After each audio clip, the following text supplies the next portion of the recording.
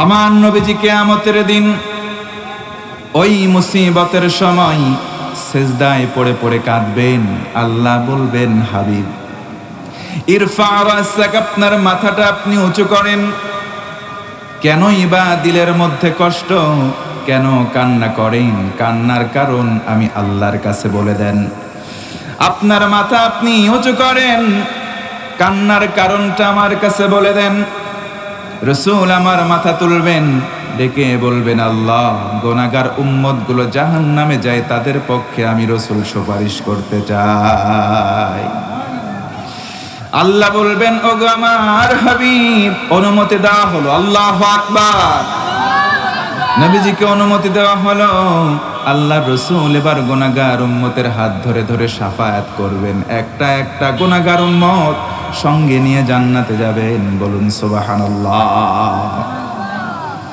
আল্লাহর হাবিব বলেন, উম্মত আমি সবাইকেই সুপারিশ করতে চাই, কিন্তু 5 শ্রেণীর মানুষ এমন আছে তাদেরকে আমি রাসূল শাফায়াত করব না। বলেন নাউযুবিল্লাহ। 1 নম্বর হলো মুশরিক, যারা ঈমান আনার পরে শিরক করবে তাদের পক্ষে রাসূল শাফায়াত করবেন না। 2 নম্বর সাহিবুল বেদাত, যারা সুন্নাহ না মেনে বেদাতপন্থী হবে তাদের পক্ষেও রাসূল শাফায়াত করবেন না। মুশরিক যারা হবে, যারা ঈমান আনার পরে আবার ঈমানটাকে নষ্ট করে ফেলবে, তাদের পক্ষে রাসূল শাফায়াত করবেন না।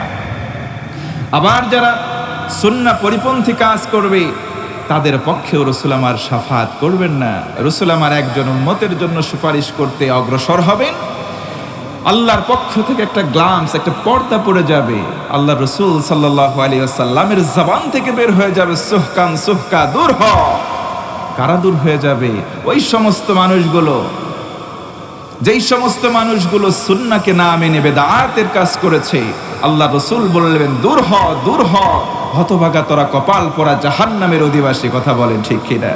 এজন্য ভাইয়েরা আমার, সম্মানিত হাজিরিন, আমরা রাসূলুল্লাহ সাল্লাল্লাহু আলাইহি ওয়াসাল্লামের সিরাতকে আমাদের শুরু থেকে নিয়ে শেষ পর্যন্ত সামগ্রিক জীবনী সেট করে আমাদের জীবনটা বাস্তবায়নের চেষ্টা করতে চাই।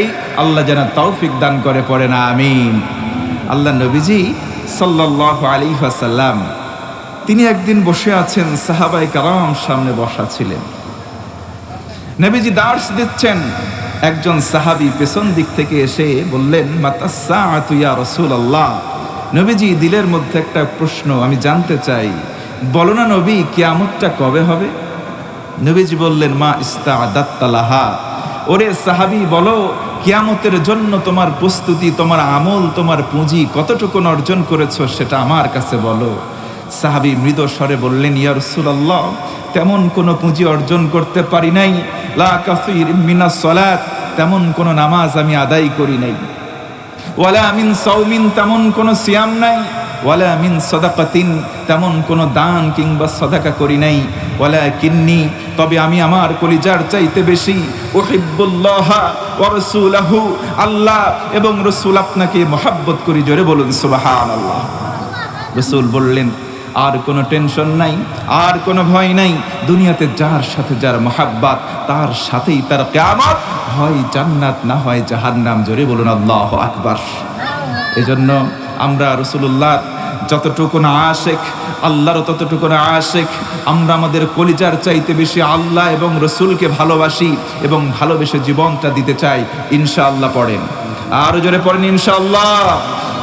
আল্লাহ রাসূল সাল্লাল্লাহু আলাইহি ওয়াসাল্লাম বলেন, মাজলিসু ফিকহিন খায়রুম মিন ইবাদাতি 60 সানাহ। যেই ফিকহে জুলুসের ভিতরে, যেই বৈঠকের ভেতরে কোরআন সুন্নাহ ভিত্তিক কথা বলা হয় আর শোনা হয়, এখানে বসে থাকলে কি লাভ জানো? নবীজি বলেন, 60 বছর ধরে ইবাদত করেছে এক ব্যক্তি, এই নফল ইবাদতের সওয়াব এক পাল্লাই দেওয়া হলে, আর এইখানে বসে থাকার 1 মিনিটের সওয়াব আরেক পাল্লাই দেওয়া হলে, এই ব্যক্তিগুলোর 1 মিনিটের সওয়াব 60 বছরের নফল ইবাদতের অর্জিত নেকের চাইতে অনেক গুণে ভারী হয়ে যায়। আওয়াজ করে বলুন সুবহানাল্লাহ। তাহলে এটা কোনো অর্থেই ছোট মাহফিল নয়, এই মাহফিলটা অনেক বড় আল্লাহর কাছে। আল্লাহ যেন কবুল করে, পড়ি আমিন। আরো জোরে পড়েন না আমিন। জন্ম আমার নবীর যুগে হলে কেমন হতো জন্ম আমার নবীর যুগে হলে কেমন হতো দুনয়নে রসূল পাক দেখিলে কেমন হতো দুনয়নে রসূল পাক দেখিলে কেমন হতো জন্ম আমার নবীর যুগে হলে কেমন হতো আসতো ভেসে হযরতে বেলালের মধুর আযান যে আযানে ছিল এমন প্রেম মুগ্ধ রহমান দয়ার নবীর পিছে নামাজ পড়লে কেমন হতো জন্ম আমার নবীর যুগে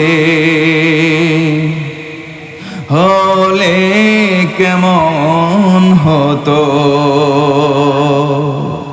আমাদের এই জন্মটা যদি নবীর যুগে হতো আমরা হতাম সাহাবী জোরে কোন সুবহানাল্লাহ আরে সাহাবায়ে কেরামরা দুনিয়াতে আগমন করে তারা সার্টিফিকেট লাভ করেছেন স্বয়ং রাসূল বলেছেন আসহাবি কান নুজুম পড়েন সুবহানাল্লাহ আমার এক একটা সাহাবী এক একটা তারার সমান আমরা যারা দুনিয়াতে আগমন করেছি রাসূলুল্লাহ সাল্লাল্লাহু আলাইহি ওয়াসাল্লামের উম্মত আমরা রাসূলুল্লাহর জীবনী এবং সাহাবীদের সমস্ত জীবনী থেকে করণীয়গুলোকে মেনে চলবো বর্জনীয়গুলোকে ছেড়ে দেব বলেন ইনশাআল্লাহ যতটুকুন বললাম আল্লাহ রাব্বুল আলামিন আমি আপনারা সকলকে এই আমলিয়াত কথার উপরে যেন আমল করার তৌফিক দান করে পড়ি আমিন আর জোরে একবার পড়েন আল্লাহুম্মা আমিন।